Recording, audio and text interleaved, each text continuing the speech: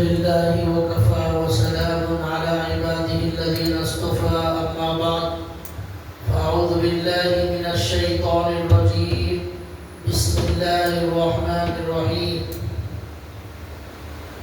أذن للذين يقاتلون بأنهم ظلموا وإن الله على نصرهم لقدير رب اشرح لي صدري ويسر لي أمري واحلل عقدة من لساني يفقهوا قولي سبحانك لا علم لنا إلا ما علمتنا إنك أنت العليم الحكيم اللهم صل على محمد في أول كلامنا اللهم صل على محمد في أوسط كلامنا اللهم صل على محمد في آخر كلامنا صدق اللہ العظیم۔ محترم دینی بھائیوں،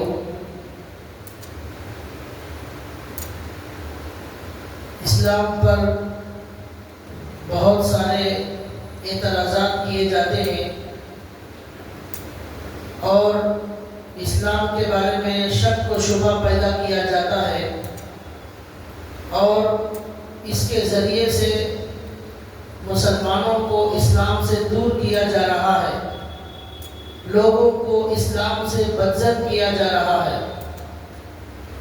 اس لیے بہت سارے لوگ مرتد ہوتے ہیں اور بہت سارے لوگ اور زیادہ بدظن ہوتے ہیں۔ تو اس سلسلے میں نے کہا کہ اس میں سے گزشتہ 2 جمعہ آپ کے سامنے قرآن کریم پر جو اعتراض کیا جاتا ہے اس کا جواب دیا گیا تھا کہ قرآن کریم اللہ کی سچی کتاب ہے اور یہ زمین اور آسمان کے پیدا کرنے والے کی طرف سے نازل کی گئی ہے، اس کے دلائل بتائے گئے تھے۔ آج آپ کے سامنے یہ بتانا ہے کہ اسلام پر جو اعتراض کیا جاتا ہے وہ یہ ہے کہ اسلام جنگ کرنے کا حکم دیتا ہے، اسلام لڑنے اور مارنے کا حکم دیتا ہے، اسلام میں شدت ہے، اسلام میں تشدد ہے، اسلام کو دہشت گردی سے جوڑا جاتا ہے اور کہا جاتا ہے کہ جو بھی دہشت گرد ہوتے ہیں وہ مسلمان ہوتے ہیں۔ اس طرح کی خبریں پوری دنیا میں میڈیا کے ذریعے پھیلا کر اسلام کو بدنام کرنے کی کوشش کی جاتی ہے اور یہ پہلے سے ہی سلسلہ چل رہا ہے، آج بھی یہ بہت زیادہ ہو گیا اور یہ کہا جاتا ہے کہ پہلے جو اسلام پھیلایا گیا وہ تلوار کے زور سے پھیلایا گیا، جنگوں کے ذریعے ڈرا کر اسلام کے اندر داخل کیا گیا۔ اس طرح کے اعتراضات کیے جاتے ہیں، اس کا جواب آج دینے کی کوشش کروں گا۔ اللہ تعالیٰ نے قرآن کریم میں فرمایا لا اکراہ فی الدین، دین میں کوئی زبردستی نہیں ہے، دین میں کسی کو مجبور نہیں کیا جا سکتا۔ جنگوں کے ذریعے زبردستی اسلام میں داخل کرانے کا کوئی نظام اسلام میں موجود نہیں ہے۔ اسلام نے صاف اعلان کر دیا ہے لا اکراہ فی الدین، دین میں کوئی زبردستی نہیں ہے، جو اپنی مرضی سے آنا چاہے آ سکتا ہے، جو جانا چاہے وہ جا سکتا ہے۔ دونوں دروازے کھلے ہوئے ہیں، آنے کا دروازہ بھی کھلا ہے، جانے کا دروازہ بھی کھلا ہوا ہے۔ ایک جگہ اللہ نے کہا فمن شاء فلیؤمن ومن شاء فلیکفر، جو چاہے ایمان میں داخل ہو جائے، جو چاہے کافر بن جائے، اسے اللہ کو کوئی فرق نہیں پڑتا۔ تو زبردستی اسلام میں داخل کرانے کے لیے جنگوں کا کوئی نظام نہیں ہے، یہ اسلام پر ایک بہت بڑا الزام ہے۔ اور اسلام کے اندر جو جنگیں ہوئی ان جنگوں کو بہت زیادہ غلط طریقے سے اس کی تشریح کی گئی، اس کے بارے میں غلط خبریں پھیلائی گئی کہ آپ صلی اللہ علیہ وسلم اور صحابہ بہت ساری جنگ کرنے والے تھے، انہوں نے ظلم کیا وغیرہ وغیرہ کی چیزیں بیان کی جاتی ہیں۔ اس سلسلے میں یہ جاننا چاہیے کہ اللہ کے نبی صلی اللہ علیہ وسلم مکے کی زندگی میں تقریباً ہمارے نبی صلی اللہ علیہ وسلم 13 سال مکے میں رہے۔ جب ہمارے نبی کو نبی بنایا گیا 40 سال کی عمر میں، تو پھر 50 پر 3 سال کی عمر تک ہمارے نبی صلی اللہ علیہ وسلم مکے میں رہے۔ وہاں سے پھر ہمارے نبی صلی اللہ علیہ وسلم ہجرت کر کے مدینہ میں آئے، تو یہ 13 سال 12-13 سال تقریباً ہمارے نبی جو مکے میں رہے، اس مکی زندگی میں کافروں کی طرف سے اور اسلام کے دشمنوں کی طرف سے، مشرکوں کی طرف سے کتنا ظلم کیا گیا، صحابہ پر کتنا ظلم کیا گیا، ہمارے نبی پر کتنا ظلم کیا گیا۔ لیکن ان 13 سالوں میں اللہ تبارک و تعالیٰ نے صحابہ اکرام کو لڑنے کی اجازت نہیں دی، تلوار اٹھانے کی اجازت نہیں دی۔ اللہ تعالیٰ نے صرف ایک ہی حکم آتا تھا، وہ یہ تھا کہ صبر کرنا ہے، صبر کرنا ہے، صبر کرنا ہے۔ ہر جگہ قرآن کریم میں یہی حکم نازل ہوتا تھا صحابہ اکرام کے لیے کہ مکے کے جو ظلم ہو رہے ہیں تو ان حالات پر صبر کرنا ہے، کسی کو بھی لڑنے کی اجازت نہیں دی گئی، تلوار اٹھانے کی اجازت نہیں دی گئی۔ فاصبر صبرا جمیلا، اللہ نے کہا بہترین صبر کیجئے، صبر یا ایھا الذین آمنوا اصبروا وصابروا، اے ایمان والو صبر کرو۔ اس طرح اللہ نے صبر کا حکم دیا۔ کتنا ظلم کیا مکے میں 13 سال میں، ہمارے نبی اور صحابہ کو شعب ابی طالب پہاڑ کی گھاٹی میں سب کو رہنے پر مجبور کر دیا، بیکاٹ کر دیا مسلمانوں کا اور صحابہ کا، اور راشن کے لیے پریشانی ہو گئی، غلے اور اناج کے لیے پریشانی ہو گئی، بچوں کے دودھ کے لیے پریشانی ہو گئی، صحابہ اکرام کو مکمل بیکاٹ کر دیا گیا۔ اس 3 سال کے عرصے میں جب مسلمانوں کو الگ کر دیا گیا، مسلمان فقر و فاقے اور بھوک کی وجہ سے پتے چبانے پر مجبور ہو گئے، کئی دن تک کھانا نہیں ملتا تھا۔ اس طرح کی زندگی صحابہ اکرام اور ہمارے نبی نے کی۔ حضرت بلال پر کیا ظلم کیا گیا، حضرت بلال کے کپڑے نکال کر دھوپ میں، عرب کی سخت دھوپ میں چٹان پر ڈال کر ان کو گرم کیا جاتا تھا اور ان کو تڑپایا جاتا تھا اور ان کو کوئی بچانے والا نہیں تھا۔ اس طرح ظلم، یہ ظلم کی لمبی چوڑی داستان ہے، 1-2 واقعے نہیں، بے شمار واقعے ہیں صحابہ اکرام پر۔ کوئی دن ایسا نہیں گزرتا تھا جس میں مسلمانوں اور صحابہ کو تکلیف نہیں دی جاتی تھی۔ یہ 13 سال تکلیف دینے کے بعد اللہ تبارک و تعالیٰ نے جب اس کے بعد اور ظلم کی انتہا کرتے ہوئے ان مکے کے مشرکوں نے ہمارے نبی اور صحابہ اکرام کو مکے سے نکلنے پر مجبور کر دیا، اپنے ہی گھروں سے نکلنے پر مجبور کر دیا، ان کے گھروں کو لوٹ لیا، ان کی جائیدادوں پر قبضہ کر لیا، اور ہمارے نبی اور صحابہ کے تمام لوگ پہلی مرتبہ ہجرت کرتے ہیں حبشہ کی طرف۔ 70 یا 72 لوگ حبشہ کی طرف چلے گئے ان کے ظلم سے بچنے کے لیے۔ پھر ہمارے نبی اور صحابہ اکرام پورے کے پورے مکے کو خالی کرتے ہوئے یہاں سے مدینہ المنورہ ہجرت کر کے چلے گئے، اور جہاں جا رہے تھے مدینے میں وہاں ان کی کوئی جائیداد نہیں تھی، کوئی مکان نہیں، کوئی کمانے کا کوئی ذریعہ نہیں، کوئی تجارت نہیں، کچھ نہیں، صرف اللہ کے بھروسے پر انہوں نے مکے کو چھوڑ دیا۔ یہ ظلم کی انتہا ہو گئی مکے کے اندر۔ اب ہمارے نبی صلی اللہ علیہ وسلم جب مکے سے نکل کر جا رہے تھے، کعبے کی طرف پلٹ کر ہمارے نبی نے دیکھا اور روتے ہوئے، آنسو بہاتے ہوئے ہمارے نبی نے کعبے کو دیکھ کر کہا، اے کعبہ تو مجھے بہت زیادہ پیارا تھا، اب بھی پیارا ہے، لیکن میں صرف اس لیے چھوڑ کر جا رہا ہوں کہ مجھے ان لوگوں نے مجبور کر دیا ہے، مجھے یہاں سے نکلنے پر مجبور کر دیا ہے، اس لیے چھوڑ کر جا رہا ہوں۔ اس طرح ہمارے نبی آنسو بہاتے ہوئے نکلے۔ جس مکے میں ہمارے نبی کے والد، جس مکے میں ہمارے نبی کے دادا، ان کے پردادا حضرت ابراہیم علیہ السلام تک وہ سلسلہ چلا آ رہا ہے، اتنا لمبا چوڑا خاندان ہمارے نبی کا، اتنی پیڑھیاں گزری ہیں، اسی جگہ سے ہمارے نبی کو نکال دیا گیا، اور سارے مکے والے کہتے تھے ہمارے نبی سچے ہیں، ہمارے نبی امانت دار ہیں، انہوں نے کبھی کسی کو تکلیف نہیں دی، انہیں کو صرف اس لیے کہ وہ ایک اللہ کی دعوت دیتے ہیں مکے سے نکال دیا۔ اب یہ دنیا والوں کو یہ دہشت گردی نظر نہیں آتی. کافروں کی دہشت گردی جو صحابہ پر ہوئی، جو اللہ کے نبی پر ہوئی، ان کو کھانے کے لیے پریشان کیا گیا، یہ دہشت گردی دنیا میں نظر نہیں آتی، یہ ظلم نظر نہیں آتا. لیکن جب جہاد کا حکم دیا جاتا ہے اسے دہشت گردی سے جوڑ دیتے ہیں، جنگ کو دہشت گردی سے جوڑ دیتے ہیں. 17ویں پارے میں اللہ نے کیا فرمایا؟ اذن للذین یقاتلون بانہم ظلموا وان اللہ علی نصرہم لقدیر.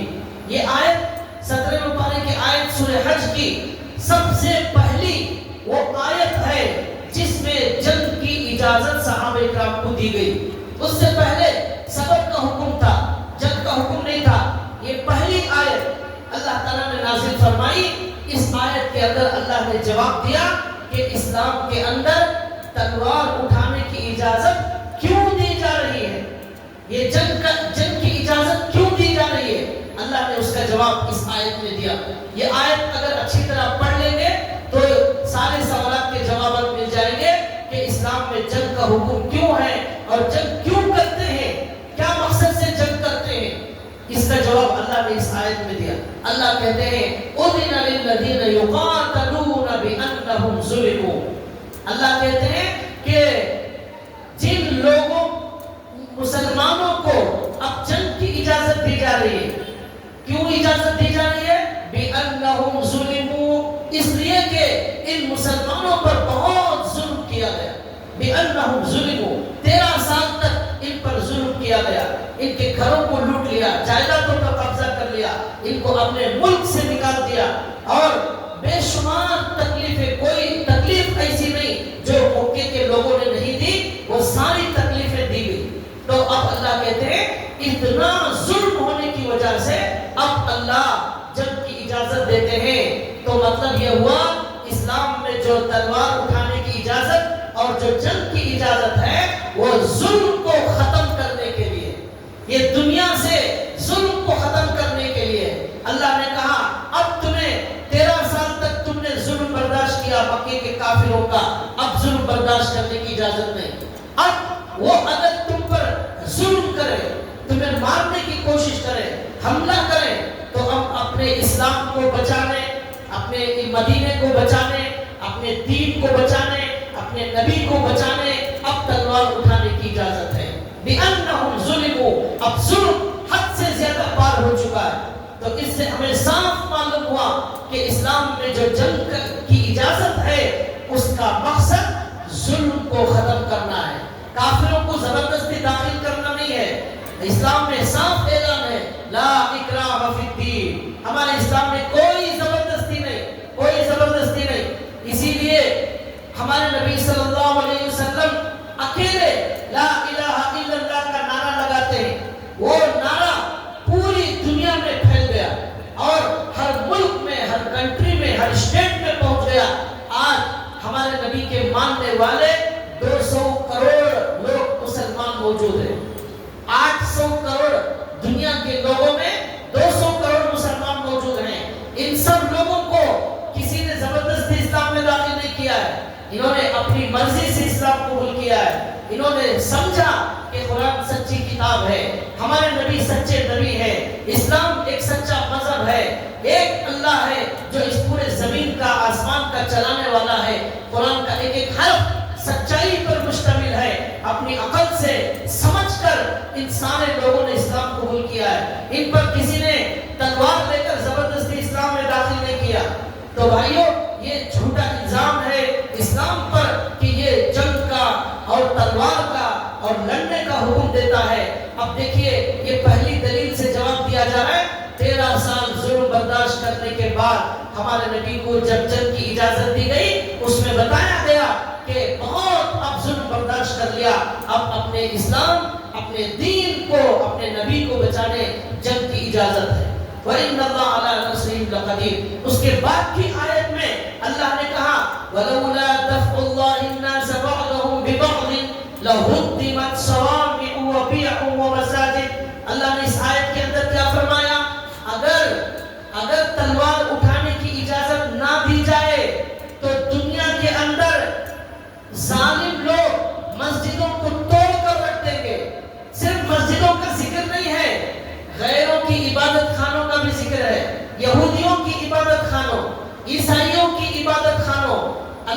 عبادت کی جگہ جو مسجد ہے، ان سارے مذہب کے لوگوں کی جو جو عبادت خانے ہیں ان کو ظالم لوگ توڑ کر ختم کر دیں گے۔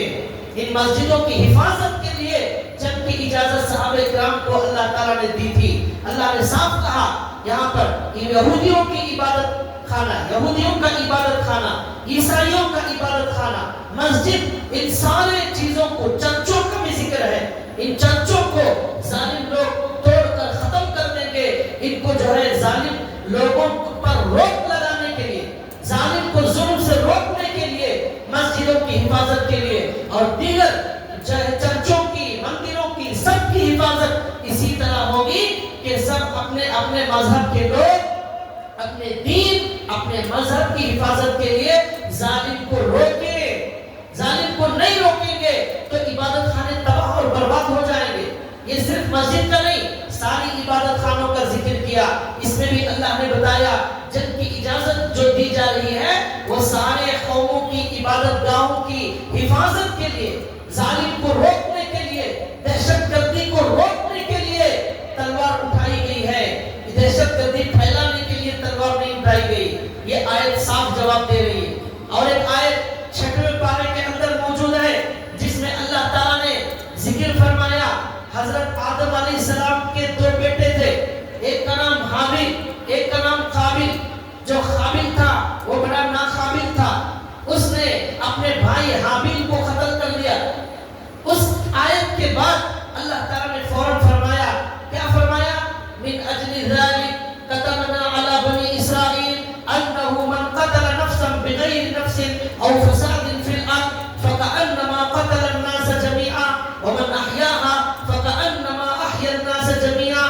اللہ نے یہاں کہا یہ قابیل نے جب قتل کر دیا اپنے سگے بھائی کو تو اللہ نے یہاں پر کہا ہم نے یہ قانون نازل کیا ہے۔ اللہ کہتے ہیں جو انسانوں میں سے ایک بھی انسان کو قتل کرے گا اس نے گویا کہ سارے ہی انسانوں کو قتل کر دیا۔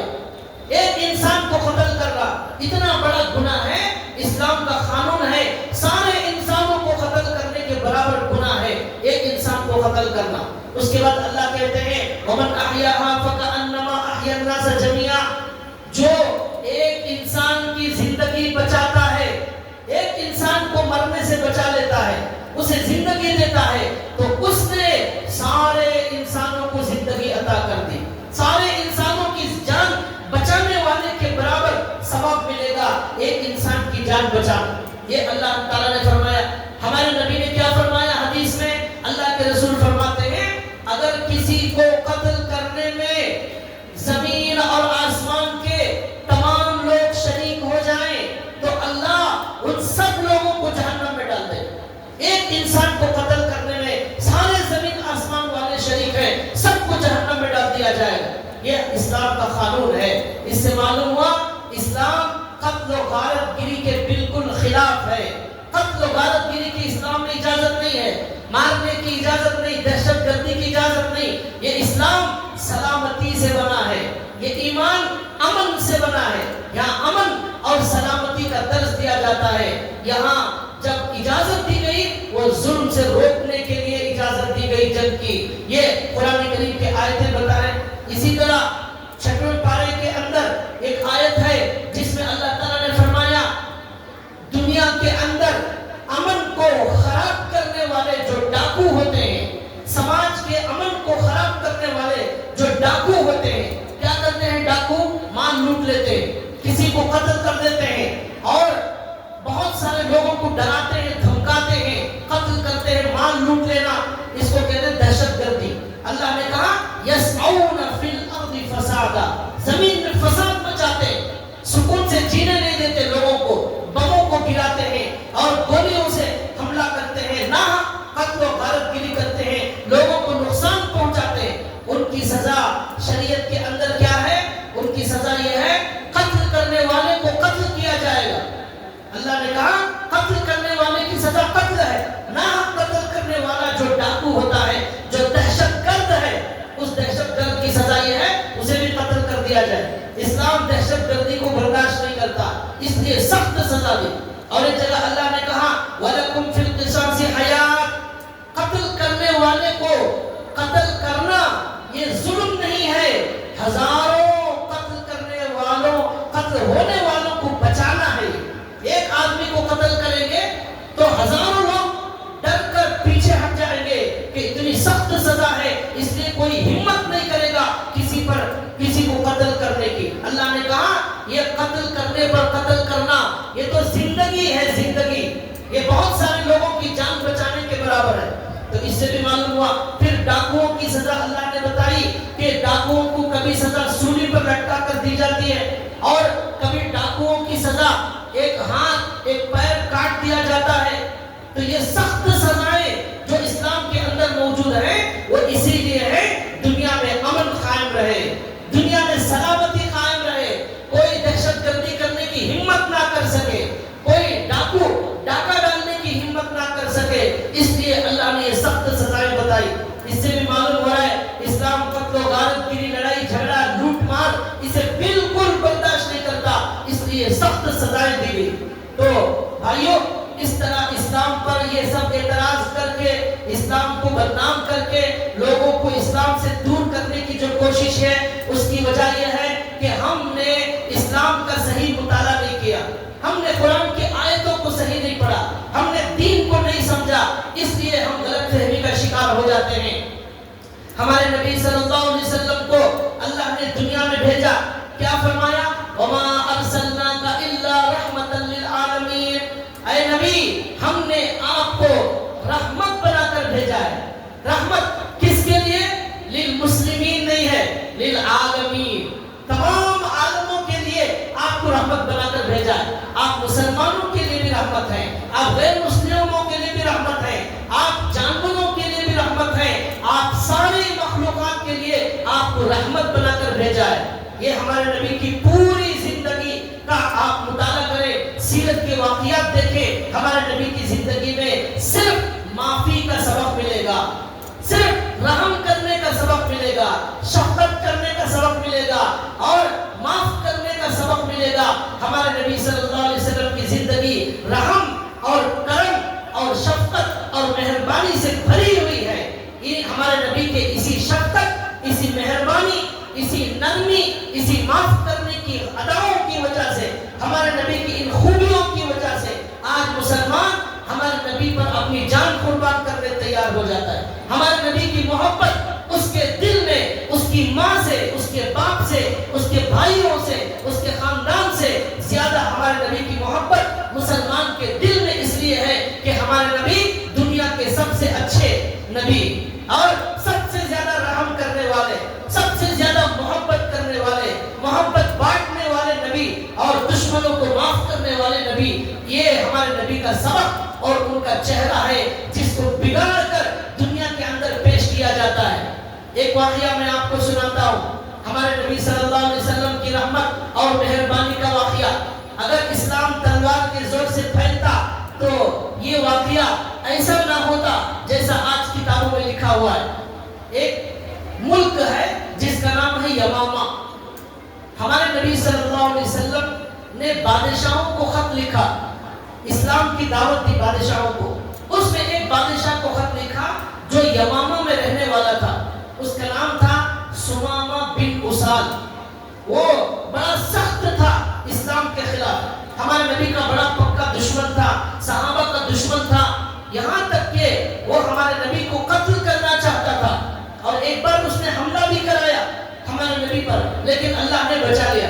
تو ایسا سخت ترین دشمن تھا، ہمارے نبی نے اسے بھی خط لکھا، اسلام کی دعوت دی، تو وہ اور غصے میں آ گیا، اور غصے میں آ کر اس نے یہ چاہا کہ کہیں بھی اگر صحابہ مل جائیں ان کو میں قتل کروں گا۔ صحابہ کو قتل کرنے میں سکون محسوس کرتا تھا وہ، چنانچہ وہ بادشاہ تھا، اس نے کوشش کی، اس کے لوگوں نے کہیں صحابہ اکرام جا رہے تھے کسی راستے میں، پکڑ کر ان سارے صحابہ اکرام کو اس بادشاہ نے قتل کر دیا، اور بہت دردناک طریقے سے ان صحابہ کو قتل کر دیا۔ یہ خبر ہمارے نبی صلی اللہ علیہ وسلم کو ملی۔ کچھ دنوں کے بعد ایسا ہوا کہ صحابہ اکرام کی ایک جماعت اپنے کسی کام سے سفر سے مدینے کے ارد گرد گھوم رہی تھی، جماعت یہ صحابہ اکرام کی۔ تو یہ جو بادشاہ ہے سمامہ بن اسال، یہ عمرہ کرنے لیے جا رہا تھا. صحابہ اکرام نے راستے میں دیکھا کوئی عمرہ کرنے جا رہا ہے اور صحابہ اکرام کو کوئی شک ہوا اس کے اوپر. صحابہ نے اس کو گرفتار کر لیا اور لا کر ہمارے نبی صلی اللہ علیہ وسلم کی مسجد نبوی میں ایک جگہ اسے بٹھا دیا.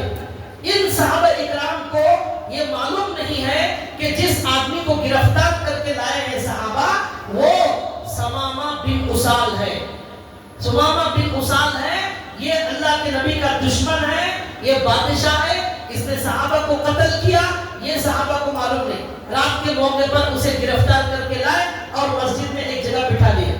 اب ہمارے نبی صلی اللہ علیہ وسلم صبح نماز کے لیے مسجد میں تشریف لاتے ہیں اور مسجد میں آتے ہوئے دیکھتے ہیں کہ ایک آدمی کو گرفتار کر کے لایا گیا ہے اور ہمارے نبی غور سے دیکھتے ہیں تو ہمارے نبی پہچان لیتے ہیں لیکن صحابہ نہیں جانتے.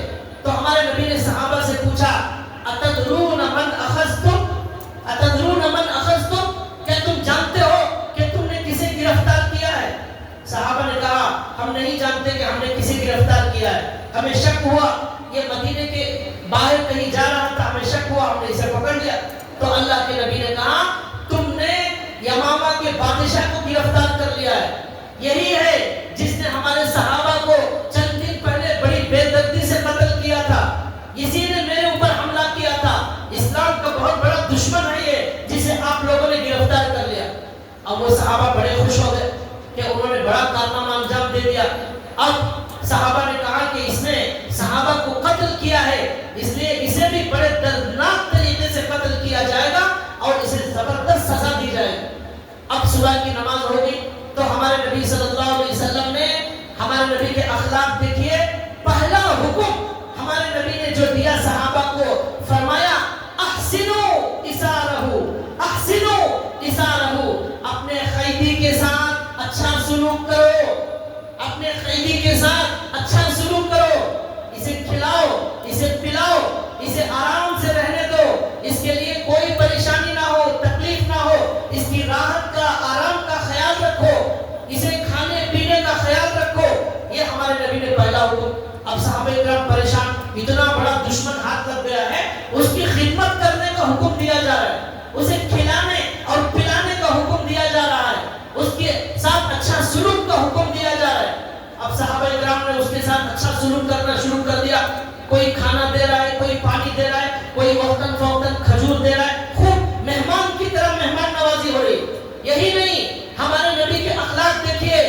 اسلام تلوار سے پھیلتا ہے یا ہمارے نبی کے اخلاق سے پھیلتا ہے؟ فیصلہ کیجئے. ہمارے نبی گھر میں گئے اور جا کر گھر والوں کو حکم دیا جو بھی کھانا موجود ہے وہ مسجد میں جو قیدی ہے ہمارا دشمن اسے پورا کھانا بھیج دیا جائے. ہمارے پاس ہمارے لیے کھانا ہو یا نہ ہو, قیدی کو کھانا بھیج دو, ہمارا کھانا بعد میں دیکھا جائے گا. یہ قیدی کو ہمارے نبی کے گھر سے, ہمارے نبی کے گھر سے پورا کھانا جو کچھ تھا اسے بھیج دیا. وہ قیدی جو بڑا دشمن ہے کھا پی کر مست آرام کر رہا ہے مسجد نبوی میں, اور بہت سارے کھانے آ رہے ہیں, کئی جگہ سے آ رہے ہیں. ہمارے نبی نے یہی نہیں پھر حکم دیا, اللہ کے نبی نے حکم دیا میری اونٹنی کا دودھ صبح اور شام نکال کر اس قیدی کو پہنچایا جائے. اب اونٹ کے اوپر جو خدمت والے تھے ہمارے نبی کا اونٹنی کا دودھ نکال کر صبح اور شام اس کی خدمت میں پیش کر رہے ہیں. یہ اس کی خدمت ہو رہی ہے اور اس کی دل جوڑی ہو رہی ہے, اس کی مہمان نوازی ہو رہی ہے. کس کی؟ اللہ کے نبی پر حملہ کرنے والے کی, صحابہ اکرام کو قتل کرنے والے کی. یہ ہمارے نبی کے اخلاق تھے. اس کے بعد ہمارے نبی صلی اللہ علیہ وسلم نے دوسرے دن صبح ایک دن پوری خدمت کی, اس کی خوب کھلایا پلایا. اب جا کر دوسرے دن ہمارے نبی نے پوچھا سمامہ تمہارا کیا خیال ہے, کیسے ہو, کیا حال ہے, حال چال پوچھنے لگے اسے. تو اس نے کہا یا رسول اللہ اگر آپ مجھے قتل کر دیں گے تو واقعی آپ کا قتل کرنا بالکل صحیح ہے.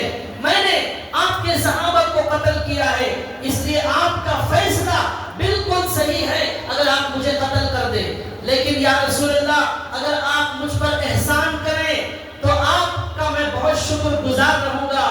آپ میرے اوپر احسان کر کے مجھے معاف کر دیں تو میں آپ کا شکر گزار رہوں گا. اس کے بعد کہا اگر آپ مال لینا چاہتے ہیں تو آپ جتنا چاہے مال لے لیں اور مجھے آزاد کر دیں. फैसला सही होगा, आप एहसान करेंगे, आपका मैं शुक्रगुजार रहूंगा। ये उतना कहा उसने। हमारे नबी ने कहा और एक दिन इनकी खिदमत करो। अब फिर उनकी खिदमत की जा रही है, ऊँटनी का दूध आ रहा है और बेहतरीन खाने इधर उधर से आ रहे हैं, हुजूर के घर से खाना जा रहा है। फिर और एक दिन हमारे नबी ने दूसरे दिन वही सवाल किया, उसने वही जवाब दिया। तीसरे दिन हमारे नबी ने वही सवाल किया, उसने वही जवाब दिया। अब उसने कहा आप माफ कर देंगे, मैं आपका शुक्रगुजार रहूंगा। हमारे नबी ने कहा सहाबा से इसको आजाद कर दो, आजाद कर दो, अतलिकू इसारहू, इस कैदी को आजाद कर दो और इसे माफ कर दो, इसे छोड़ दो। उसने कहा कुछ पैसे देकर, उन्होंने कहा हमारे नबी ने कहा नहीं, हमें पैसे नहीं चाहिए और कुछ नहीं चाहिए, हमने आपको आजाद किया, आपको माफ किया, जाओ। आपने कहा हमारे पर एहसान करो, हमने एहसान किया। आपने कहा हमें माफ करो, हमने माफ किया, जाओ आजाद हो। अब सुनिए, वो सुमामा बिन उसाल अब जो है वहां से निकलकर मस्जिद नबवी से बाहर जाता है, एक बाग में जाता है। उस बाग में एक पानी का कुआं होता है। उस पानी के कुएं में पानी से नहाकर धोकर तैयार होकर थोड़ी देर बाद वापस हमारे नबी की खिदमत में आता है और तमाम सहाबा के सामने अशहदु अल्ला इलाहा इल्लल्लाह व अशहदु अन्ना मुहम्मद रसूलुल्लाह कलमा पढ़कर मुसलमान हो जाता है और कहता है कि या रसूलल्लाह, आज से पहले दुनिया में आपसे, आपके चेहरे से ज्यादा किसी चेहरे से नफरत नहीं थी। आज आपके चेहरे से जितनी मोहब्बत है, इतनी मोहब्बत दुनिया के किसी चेहरे से मुझे नहीं है। आपके शहर से सबसे ज्यादा नफरत थी, आज आपके शहर से सबसे ज्यादा मोहब्बत हो गई। आपके दीन से, आपके इस्लाम से सबसे ज्यादा नफरत थी, आज आपके इस्लाम से मुझे सबसे ज्यादा मोहब्बत हो गई है। कलमा पढ़ाकर मुसलमान कीजिए। हमारे नबी ने उसे मुसलमान कर लिया। अब जो नबी का दुश्मन था वो सहाबी बन गए। अब रज़ी अल्लाह ताला अन्हु व रज़ू अन्हु बन गए। अब उन्होंने कहा कि या रसूल अल्लाह, मैं जब जा रहा था घर से तो सहाबा इकराम ने मुझे गिरफ्तार कर लिया। मैं उम्रा करने के लिए जा रहा था, एहराम पहनकर जा रहा था, मगर काफिराना तरीके पर उम्रा करने जा रहा था। तो अब मेरे लिए क्या हुक्म है? तो हमारे नबी ने कहा उस उम्रे को मुकम्मल करो, लेकिन अब इस्लामी तरीके से मुकम्मल करो। फिर उन्होंने कहा या रसूल अल्लाह, मैंने सहाबा को कत्ल किया है, मैंने बहुत सारे गुनाह किए हैं, उसका क्या होगा? अल्लाह के नबी ने जवाब दिया कि इस्लाम लाने के बाद सारे गुनाह अल्लाह माफ कर देते हैं। कैसा भी गुनाह हो, कुछ भी हो, कितना भी बड़ा गुनाह हो, अल्लाह सारे गुनाहों को माफ कर देते हैं। माँ के पेट से जो बच्चा आता है, इस तरह अल्लाह पाक साफ कर देते हैं। अल्लाह ने तुम्हें माफ कर दिया, कुछ भी फिदिया और दियत देने की जरूरत नहीं। अब ये सहाबी हज़रत सुमामा बिन उसाल अपना उम्रा मुकम्मल करने के लिए मदीना जाते हैं। पहले जा रहे थे काफिराना तरीके पर उम्रा मुकम्मल करने, अब इस्लामी तरीके पर जाते हैं। ये पहले सहाबी हैं, हिजरत के बाद ये पहले सहाबी हैं जिन्होंने एहराम पहनकर इस्लामी तरीके पर मक्के में जाकर उम्रा किया और लब्बैक अल्लाहुम्मा लब्बैक पढ़ते हुए मक्के में दाखिल हुए तो मक्के के सारे दुश्मन तलवार लेकर इनको मारने आ गए। और कौन है ये आदमी? मुसलमानों की तरफ पर उम्रा करने आया है, तलवारें तीरें सब लेकर आ गए। तो वहां के कुछ लोगों ने पहचान लिया और कहा ये यमामा का बादशाह है। तो लोगों ने कहा अरे तुम्हें क्या हो गया, तुमने जो है बेदीनी इख्तियार कर ली है। उन्होंने कहा बेदीनी नहीं, सच्चे दीन को इख्तियार किया है। पहले बेदीन था, अब मैंने दीन को इख्तियार किया है। मेरे बाप दादा गुमराह थे, उनके तरीके पर मैं जाहिल और जहन्नमी था, अब अल्लाह ने मुझे सही रास्ता बताया। अब उसके बाद उन्होंने कहा अगर मुझे उम्रा करने से कोई भी रोकेगा तो मैं जाकर मेरे मुल्क से जो गल्ला और अनाज आता है वो अनाज रोक दूंगा और एक गेहूं का दाना तुम्हारे मक्के में नहीं आएगा। चुनांचे उनको सब लोग पीछे हट गए, उन्होंने उम्रा कर लिया, कोई उनको हाथ नहीं लगा सका। लेकिन उनको बड़ा गुस्सा था इन मक्के के दुश्मनों पर। वो मुल्क अपने मुल्क गए और जाकर यमामा से सारा गेहूं जो मक्के में आता था वो गेहूं बंद कर दिया, राशन पानी बंद कर दिया।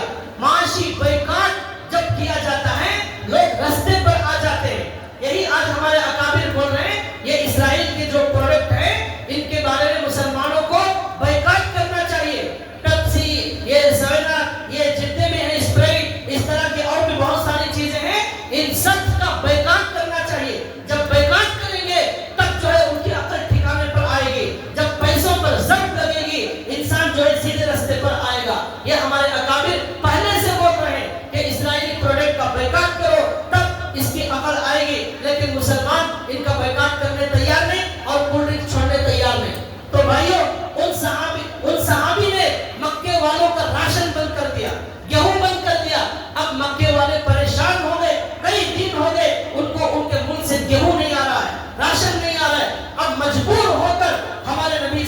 علیہ وسلم کو خط لکھتے ہیں.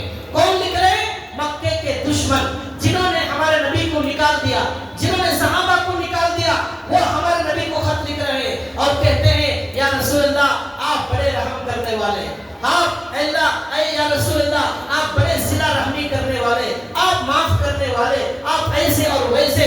دشمن بھی ہمارے نبی کی رحمت کا اقرار کرتا تھا, ہمارے نبی کی جو ہے صلہ رحمی کا اقرار کرتا تھا. انہوں نے کہا یا رسول اللہ ہم سب آپ ہی کے رشتہ دار ہیں, آپ کے صحابی نے ہمارا غلہ راشن بند کر دیا ہے, آپ حکم دیجئے ورنہ ہم بھوک سے مر جائیں گے.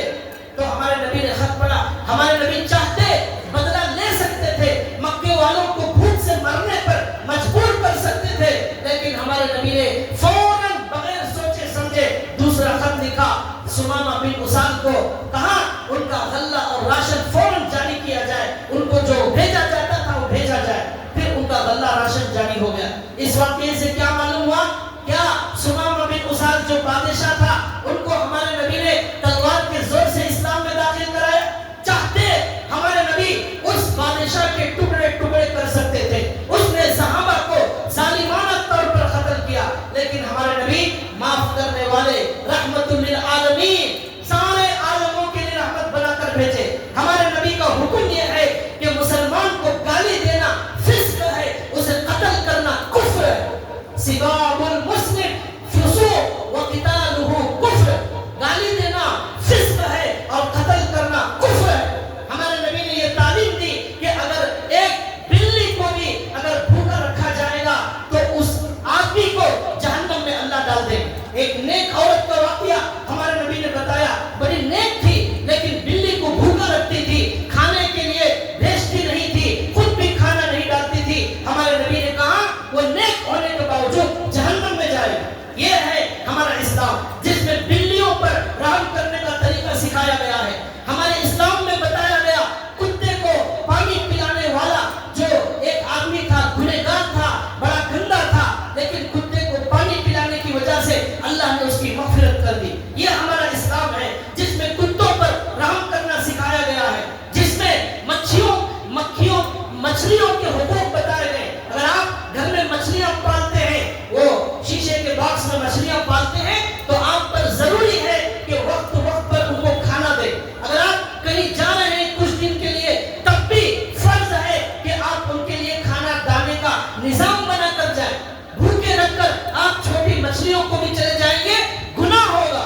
یہ ہمارا اسلام سکھاتا ہے. چونٹیوں پر بھی رحم کرنے کی تعلیمات ہمارے اسلام کے اندر موجود ہیں. تو لہٰذا بھائیوں, یہ اسلام رحمت کا مذہب ہے, محبت کا مذہب ہے, محبت کا اسلام ہے. اور ایک واقعہ ہمارے نبی صلی اللہ علیہ وسلم کی زندگی کا یاد آیا. آپ نے سنا ہوگا حاتم طائی کا نام, بہت بڑے سخی تھے, دنیا کے بہت بڑے سخی حاتم طائی. ان کے بیٹے عدی بن حاتم ان کا نام تھا. ہمارے نبی صلی اللہ علیہ وسلم کے مدینے سے تھوڑے فاصلے پر تھے. ایک مرتبہ انہوں نے اپنے ہی خادم سے کہا آپ صلی اللہ علیہ وسلم کے صحابہ ہمارے ملک میں ہمارے قبیلے میں آ جائیں گے, اس لیے میں ڈر کر بھاگ جاتا ہوں. تو عدی بن حاتم طائی کے بیٹے ہمارے نبی اور صحابہ سے ڈر کر اپنا قبیلہ چھوڑ کر شام بھاگ گئے. اور جب بھاگ گئے تو اپنی بہن کو چھوڑ کر چلے گئے. اب وہاں اس قبیلے سے صحابہ کرام کی جنگ ہوئی, کچھ لوگ گرفتار ہو گئے. اس میں عدی بن حاتم کی بہن حاتم طائی کی بیٹی وہ صحابہ کرام کے ہاتھوں گرفتار ہو گئی. ان کو مدینے میں لایا گیا اور ایک جگہ رکھا گیا. تو ہمارے نبی نے قیدیوں کو دیکھا, اس میں ایک عورت ہے. ہمارے نبی نے پوچھا کون ہو تم؟ اس عورت نے کہا میں وہ ہوں کہ میرا باپ مر چکا ہے, میرا بھائی مجھے چھوڑ کر شام میں بھاگ چکا ہے, میں ایسی عورت ہوں. ہمارے نبی نے کہا کون تمہیں چھوڑ کر بھاگ گیا؟ تو اس نے کہا میرا بھائی عدی بن حاتم جو حاتم طائی کا بیٹا ہے وہ مجھے چھوڑ کر بھاگ گیا اور صحابہ اکرام نے ہمارے قبیلے سے جنگ کی, اس میں میں گرفتار ہو کر یہاں آ گئی. اب ہمارے نبی صلی اللہ علیہ وسلم نے پوچھا کہ کیا کیا جائے؟ تو اس عورت نے کہا آپ بڑے معاف کرنے والے, آپ بڑے رحم کرنے والے ہیں, آپ میرے اوپر احسان کیجئے اور مجھے اپنے بھائی کے پاس جانے کی اجازت دیجئے. ایک دن ہو گیا, دوسرے دن ہمارے نبی آئے, پھر اس عورت نے وہی کہا, تیسرے دن بھی اس عورت نے وہی کہا. اب ہمارے نبی نے کہا جاؤ اور یہی نہیں بلکہ تمہیں جانے کے لیے میری اونٹنی کی سواری میں دیتا ہوں، میرے سواری پر سوار ہو کر چلے جانا، اور سامان، سفر کا سامان بھی میں خود تیار کر کے تمہیں دیتا ہوں۔ سامان ہمارے نبی نے تیار کیا، اس عورت قیدی کو اپنی سواری دی، ہمارے نبی جو ہے اس عورت کو یہ ہدیہ دیتے۔ وہ عورت کچھ لوگوں کے ساتھ مل کر اپنے بھائی کے پاس جاتی ہے، ملک شام جہاں وہ بھاگ گئے تھے عدی بن حاتم، ان کو جا کر پوچھتی ہے، بھائی پوچھتا ہے وہ محمد کیسے ہیں؟ اس عورت نے جواب دیا، پوری دنیا میں ان سے اچھا کوئی میں نے نہیں دیکھا۔ اس نے کہا تو سگا بھائی ہے لیکن بیوی کو لے کر آ گیا، بہن کو چھوڑ دیا، تیرے سے بڑا ظالم کوئی نہیں۔ وہ تو غیر ہو کر بھائی بھی نہیں ہے لیکن انہوں نے میرا خوب خیال رکھا، مجھے کوئی تکلیف نہیں دی، یہ سواری انہوں نے دی ہے، یہ سامان انہوں نے دیا ہے، اور ساتھ میں اچھے لوگوں کو بھی میرے ساتھ انہوں نے بھیجا ہے، بھائی سے تو محمد صلی اللہ علیہ وسلم اچھے۔ یہ سن کر ان کا بھائی فوراً گھوڑا اٹھاتا ہے اور بھاگتے بھاگتے بھاگتے ہمارے نبی کی خدمت میں آتا ہے اور کہتا ہے، یا رسول اللہ، پوری دنیا نے مجھے آپ کے بارے میں غلط باتیں بتائی تھی، آپ کو ظالم بتایا تھا، لیکن آج آپ نے میری بہن کے ساتھ جو سلوک کیا وہ ایک بھائی سے بڑھ کر سلوک کیا، اب میں اسلام میں داخل ہونا چاہتا ہوں، مجھے کلمہ پڑھائیے۔ وہ مسلمان ہو گیا۔ اس طریقے سے اسلام پھیلا ہے، اسی وجہ سے اسلام پھیلا ہے۔ یہاں سختی اور جنگ اور قتل و غارت گیری کا کوئی ذکر موجود نہیں۔ عدی بن حاتم مسلمان ہونے کے لیے آئے، ہمارے نبی ان کو اپنے گھر لے گئے اور ہمارے نبی نیچے زمین پر بیٹھ گئے اور عدی بن حاتم کو چادر بچھا کر اس چادر پر بٹھایا۔ ہمارے نبی زمین پر نیچے بیٹھ گئے اور فرمایا، اے عدی بن حاتم، تم اسلام اس لیے قبول کرنا نہیں چاہتے کہ ہم مسلمان غریب لوگ ہیں، اس لیے آپ اسلام میں آنا نہیں چاہتے؟ کان کھول کر سن لو، وقت آنے والا ہے، سارے زمین کے خزانے اللہ مسلمانوں کو عطا کریں گے، اسلام والوں کو عطا کریں گے، سارے خزانوں پر مسلمانوں کی حکومت ہوگی۔ یہ ہمارے نبی نے فرمایا، تم دیکھو گے اپنی آنکھوں سے عرب کا کونا کونا، اس کا پورا خزانہ اسلام کے قدموں میں آئے گا۔ پھر ہمارے نبی نے کہا، تم اسلام اس لیے داخل ہونا نہیں چاہتے کہ ہمارے پاس حکومت نہیں ہے، یاد رکھو وہ وقت آنے والا ہے، ایران پر ہمارا قبضہ ہوگا، روم پر ہمارا قبضہ ہوگا، وہاں کی کرسی پر ہمارا مسلمان بیٹھ کر حکومت کرے گا، ان کی اینٹ سے اینٹ بجا دی جائے گی اور دنیا کے کونے کونے میں اسلام جو ہے اپنی حکومت کا ڈنکا بجائے گا۔ یہ ہمارے نبی نے کہا۔ تو اب ہمارے نبی نے یہ جو کچھ کہا، عدی بن حاتم کہتے ہیں، حضرت عمر، حضرت ابو بکر، حضرت عثمان کے زمانے میں نے اپنی آنکھوں سے دیکھا، ایران پر بھی مسلمانوں نے فتح کر لی، روم پر مسلمانوں نے فتح کر لی۔ تو یہ ہمارے نبی صلی اللہ علیہ وسلم کے اخلاق اور سیرت ہے، جس کی وجہ سے کروڑوں لوگ، لاکھوں لوگ آج بھی دین کے اندر بھاگے بھاگے چلے آتے ہیں۔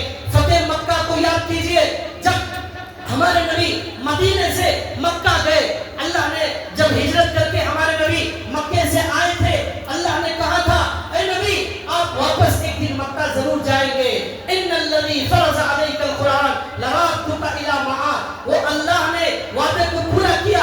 ہمارے نبی مدینے سے مکہ تشریف لے گئے، 10,000 صحابہ ہمارے نبی کے ساتھ ہیں۔ مکے کے اندر جو دشمن ہیں وہ ڈر کر بھاگ رہے ہیں، اکرمہ بھاگ گئے، صفوان بن امیہ بھاگ گئے اور سارے دشمن بھاگنے لگے۔ ہمارے نبی کعبۃ اللہ میں کھڑے ہو کر تقریر کرتے ہیں، ہزاروں کا مجمع ہے، سب لوگ دیکھنا چاہتے ہیں آج ہمارے نبی کیا بولنے والے ہیں، آج کیا بولنے والے ہیں۔ جن کو 13 سال مارا گیا، 13 سال ستایا گیا، جن کی عورتوں کو شہید کیا گیا، آج وہ نبی کیا بولنے والے ہیں۔ ہزاروں کے مجمع میں ہمارے نبی نے تقریر کی اور فرمایا، آج کسی سے کوئی بدلہ نہیں لیا جائے گا، لا تثریب علیکم اليوم، لا تثریب علیکم اليوم، آج کسی سے کوئی بدلہ نہیں لیا جائے گا۔